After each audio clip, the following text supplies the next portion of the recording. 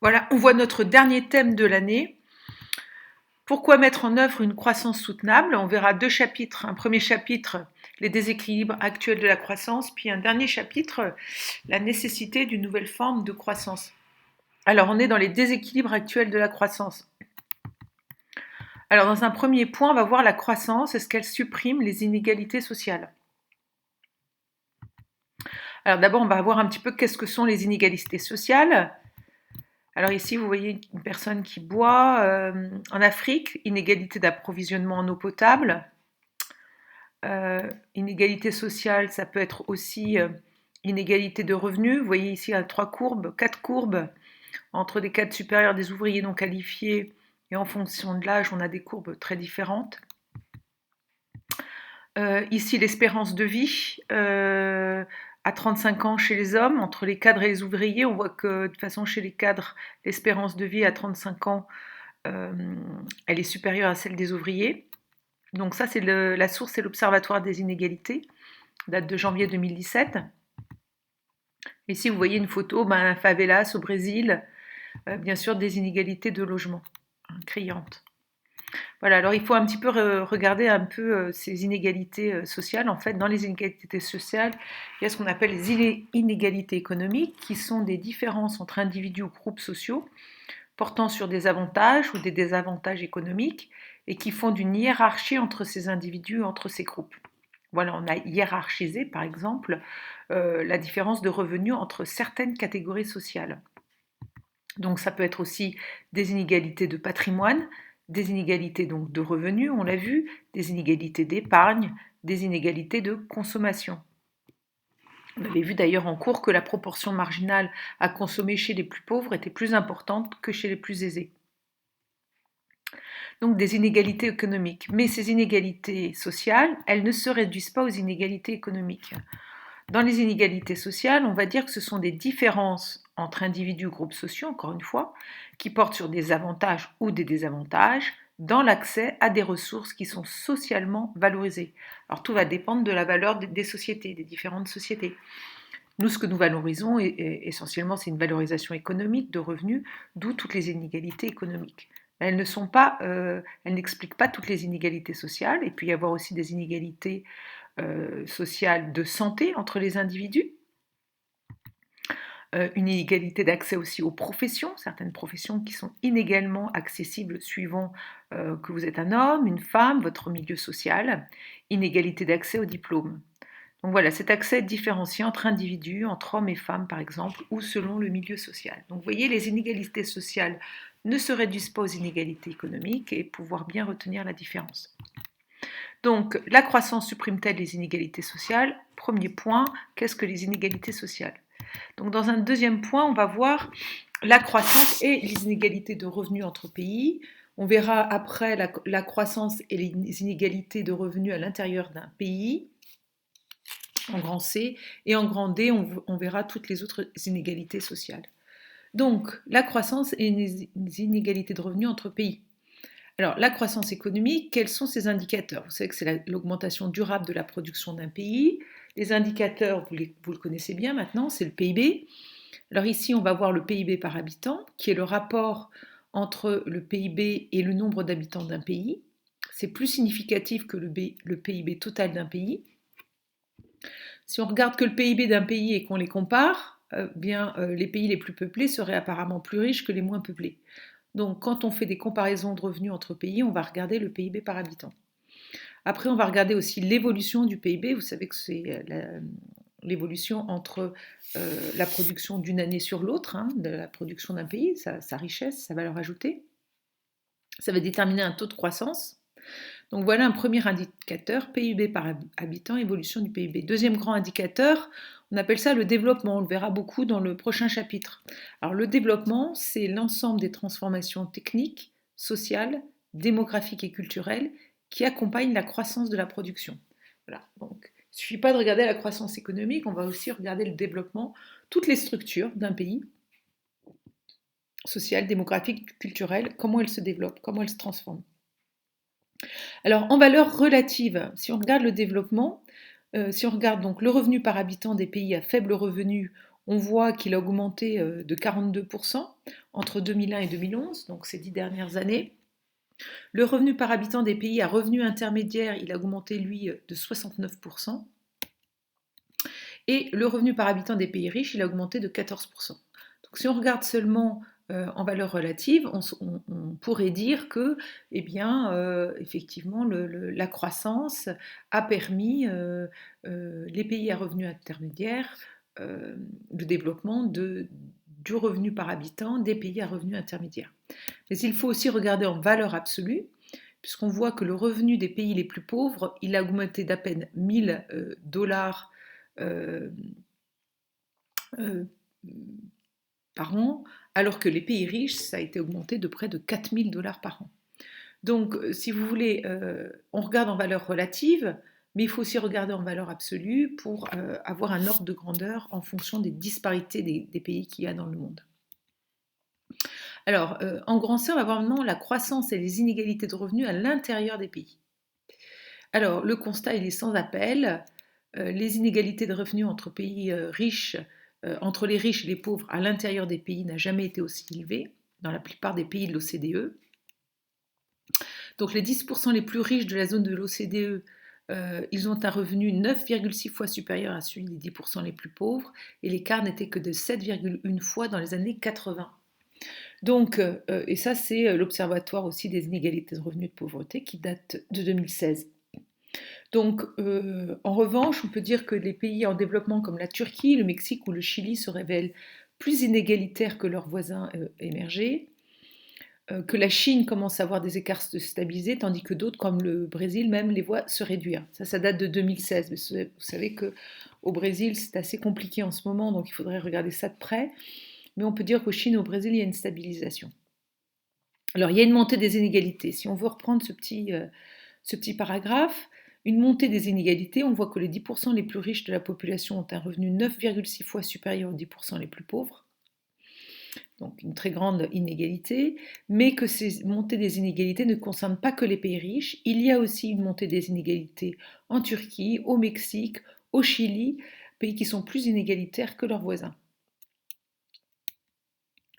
Alors en grandeur, on va voir la croissance et les autres inégalités sociales. Les conditions de vie, d'une façon générale, se sont améliorées dans les pays en développement. Alors je reviens sur le terme pays en développement. Vous savez que c'était au tout début, on parlait dans les années 60 du pays du tiers-monde, puis dans les années 70-80 des pays développés, et puis on parle des pays en développement. Donc c'est un groupe de pays très hétérogène. On a dedans des pays émergents, donc en haut de l'échelle. Donc vous savez, c'est les BRICS qu'on a vus, Brésil, Russie, Inde, Chine et Afrique du Sud. Vous avez des pays à revenus intermédiaires au milieu de cette échelle. Puis vous avez les pays très pauvres où le PNB par habitant à l'année, il est moins de 900 dollars par an. Donc il faut faire très attention quand on parle des conditions de vie dans les pays en développement, parce qu'on a affaire déjà à un groupe de pays très hétérogène. Qu'est-ce qu'on peut dire?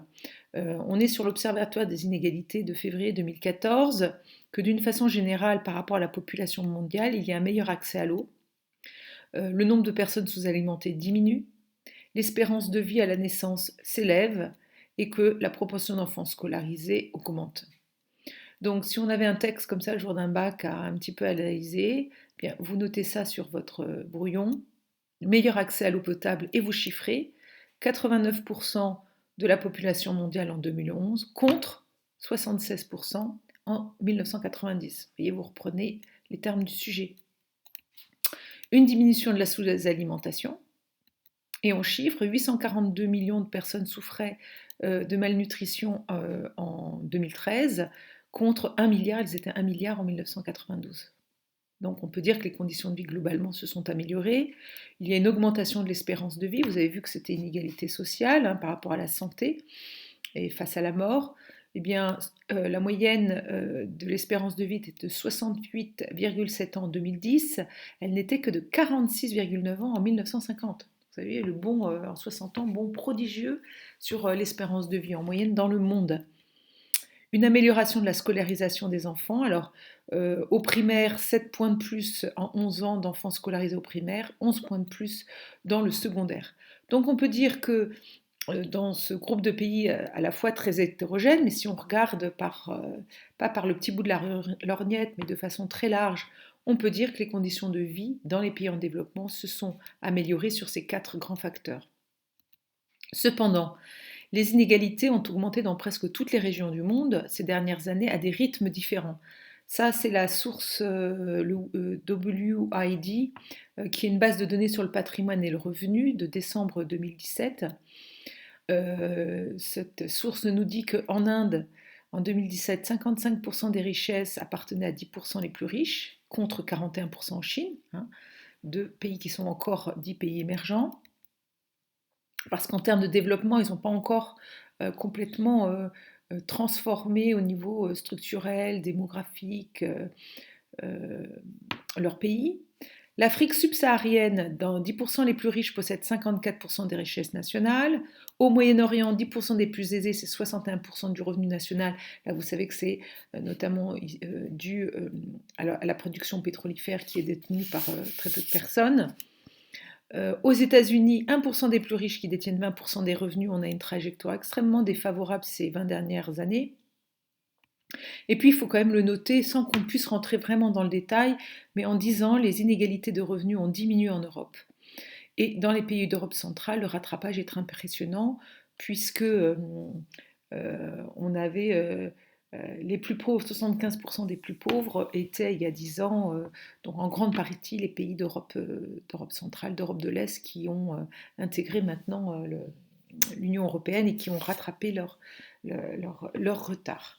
Donc à noter que la trajectoire de l'Europe est une trajectoire tout à fait positive comparée au reste du monde. Alors, dans un grand 2, maintenant, on va voir quels sont les enjeux de la croissance en termes de démographie. Alors, je vous rappelle ce que c'est que la démographie, la croissance démographique dans le monde. Retenez bien que la démographie, c'est la mesure de la population et les études des raisons et des causes de ces variations. Donc, c'est tout à fait important. Donc là, vous avez 2 graphiques qui apparaissent. La population par continent en milliards et des citadins dans la population mondiale, de 1950 à 2050 par grand continent, à gauche, et à droite, l'accroissement de la population mondiale en millions entre 2010 et 2050, avec la part des ruraux et des citadins. Alors ici, vous voyez, en 2050, on arrive à presque 10 milliards d'individus. Donc on va analyser cette évolution de la population mondiale et on va montrer que les différents continents ont connu une progression contrastée. Donc vous voyez, on part de 2 milliards d'individus en 1950 pour arriver à 9 milliards 6 à peu près. Et puis dans les années 2000, on n'était pas loin des 6 milliards, avec un accroissement par continent tout à fait significatif, puisque vous voyez que le gros lot, c'est l'Asie et l'Afrique, avec une stagnation de l'Europe, de l'Océanie, de l'Amérique du Nord, voire de l'Amérique latine et des Caraïbes. Donc, face à un graphique comme ça, le jour d'un bac, eh bien, il faudrait faire ressortir que la population a fortement progressé depuis 1950. On passe de 2,6 milliards à 6 milliards en 2000, puis une prévision de 9 milliards 5 en 2050. Et il y a une très forte augmentation en Asie et en Afrique, alors que les autres continents, on le voit bien, stagnent ou diminuent. Donc, montrons maintenant que l'accroissement de l'économie mondiale d'ici 2050 concernera surtout les villes. Donc ça, c'est plutôt notre graphique de droite. Donc on va regarder tout simplement les citadins qui sont en clair ici, plus 1,6 milliard en Asie, plus 818 millions en Afrique. On va faire la somme de tout cet accroissement pour voir combien il y aura d'estimations de citadins supplémentaires en 2050.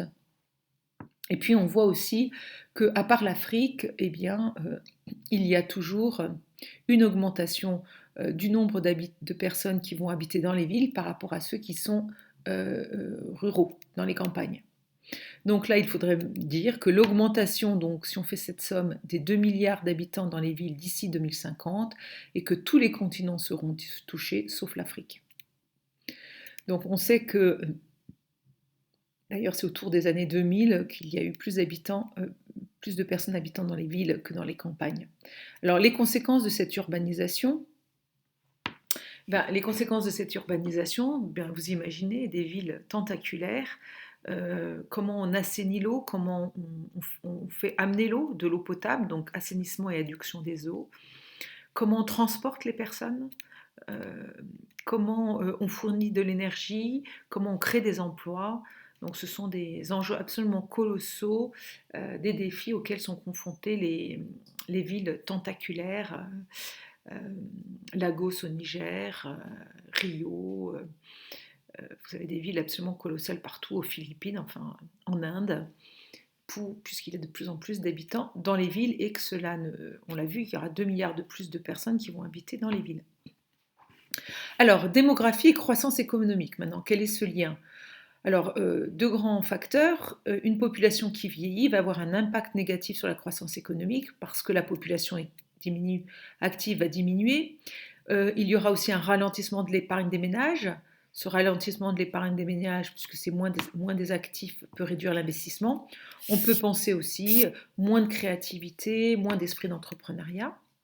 Premier grand facteur. Deuxième facteur, la démographie, au contraire, peut s'accroître très rapidement et cela aussi peut avoir un impact relativement négatif dans le développement économique, tout simplement parce que la population s'accroît très vite, comme dans certaines parties du monde qui n'ont pas encore fini leur transition démographique.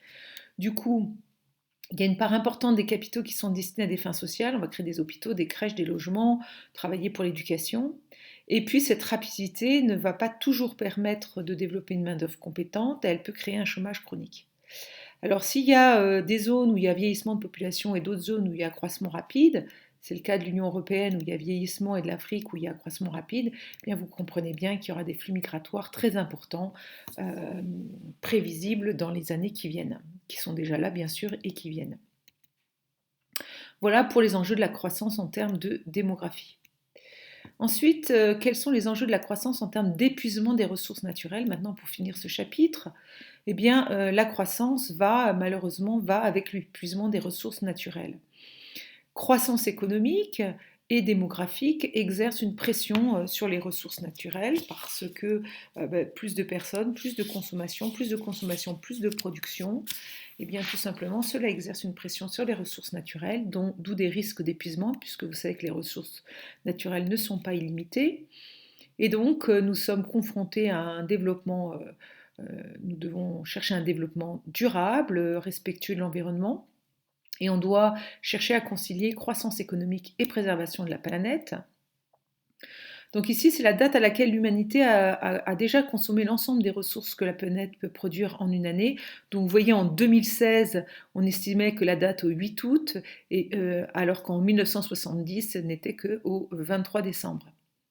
Donc en 2016, en seulement 7 mois, l'humanité a consommé l'intégralité des ressources que la Terre peut produire sans compromettre leur renouvellement. Il va falloir puiser dans les stocks de ressources naturelles. Voilà, donc c'est-à-dire on va détruire des ressources naturelles parce qu'elles n'ont pas le temps de se renouveler. Pensez par exemple, je ne sais pas, par exemple aux poissons, au renouvellement des stocks de poissons dans les océans. Alors c'est une autre façon aussi de le montrer. En 1970, il fallait une Terre, en 2015, une Terre 6, et puis en 2030, si on continue dans la même trajectoire, il nous faudra 2 planètes entières. Alors par exemple, qu'est-ce qu'il faudrait faire? La réduction de la consommation de viande, qui est une voie possible pour un développement plus écologique. Pour produire de la viande, eh bien, on produit beaucoup de soja par contre en Amérique latine pour le bétail, et ça c'est au détriment de la forêt amazonienne, donc pour cultiver du soja, et si on détruit la forêt amazonienne, on accroît l'émission de gaz à effet de serre. Vous voyez, ce sont des spirales négatives qui sont enclenchées un peu partout dans le monde. Donc croissance et épuisement des ressources naturelles. Petit b, désertification et instabilité des productions agricoles. Alors, quelle est la cause de la désertification et de la perte de la biodiversité? Les zones qui sont situées en Afrique, Caraïbes et Pacifique surexploitent les terres dues à une pression démographique et au dérèglement climatique. Ça entraîne des instabilités des productions agricoles. Les aléas, instabilité des productions agricoles, maintenant, eh bien, il y a des aléas climatiques et sanitaires qui font que les productions sont irrégulières à la fois quantitativement et qualitativement, et pour conséquence, les prix sont instables, entraînent une insécurité alimentaire et peuvent entraîner aussi un manque d'investissement, une productivité faible, un développement économique insuffisant, et vous savez bien que un mot aujourd'hui pour le développement, c'est la paix. Or, quand le développement économique est insuffisant, ce sont des instabilités à la fois donc économiques, mais aussi politiques, sociales, et tout cela ne génère pas une croissance saine et durable. Voilà pour ce chapitre sur la mise en œuvre d'une croissance soutenable avec les déséquilibres actuels de la croissance.